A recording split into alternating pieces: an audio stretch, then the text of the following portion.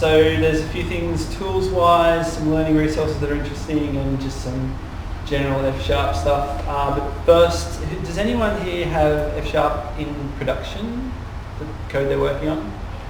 Two of us. Okay, so I saw your name there because friend of the user group, Don Syme, is asking for testimonials.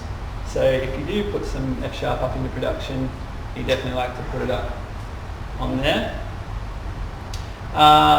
Tool-wise, there's a few things happening in the tool sphere. So F# Power Tools 1.8 has been released for Visual Studio, and you can get the navigate to source now. So if that's something that's been holding you back, you can definitely pick that up from the new release of F# Power Tools. And also Web Sharper. Does anyone use Web Sharper? Yeah. 1, 2? Yes.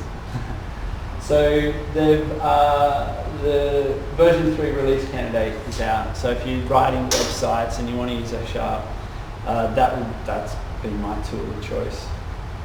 My other tool of choice is, well,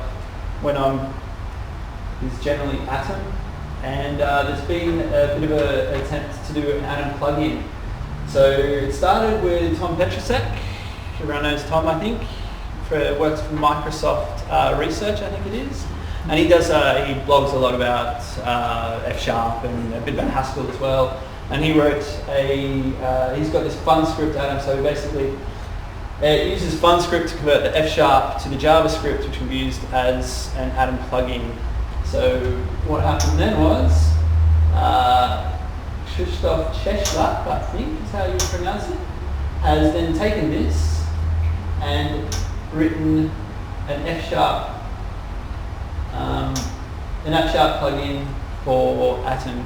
So if you're looking for a little small project to work on, this could be it, because there is currently just Tom and Christoph looking at it, and there is one known bug with it.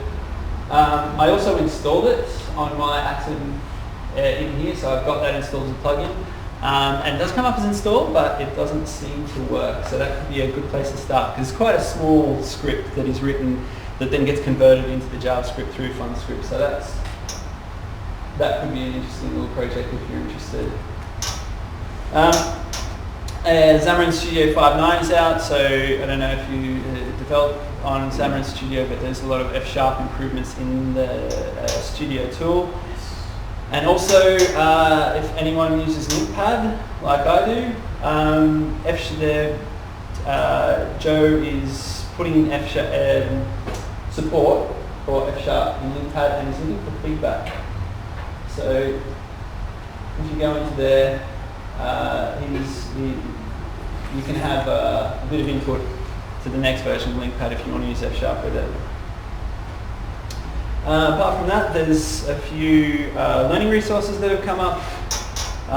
Firstly, there's Slack. So Slack has now got a functional channel, and you can also sign up for mentoring and pairing in F# if you're looking to learn more or help some other guys out. Some of the weaker F# people like myself, maybe, through the mentoring over Slack. The other things that came up were, there's an interesting talk here on domain modeling using the F# type system. It's by Scott Blashian.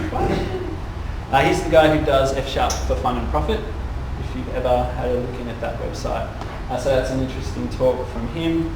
And if you want to take that domain modeling over to the domain-driven side of F#, there's a good blog by Korczynski who does a lot of the DDD stuff from a functional perspective. And apart from that, there's been some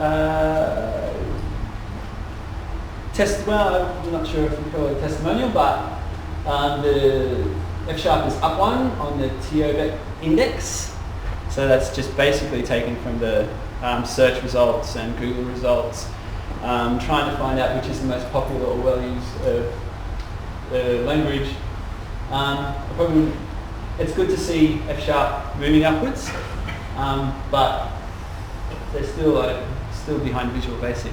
So I wouldn't take that as a too far. Still behind Python. That would be difficult.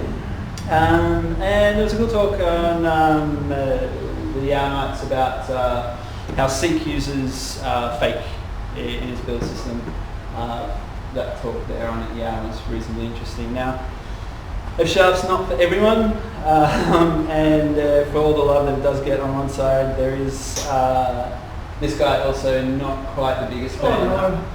James D. McCaffrey has also gone on to this rant about why he doesn't like the F-sharp language.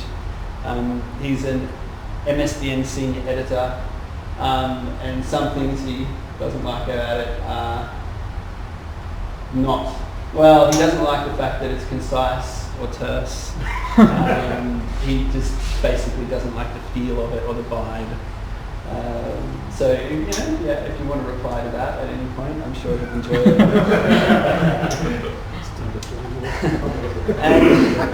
and on April 1st, Akka, we went code complete.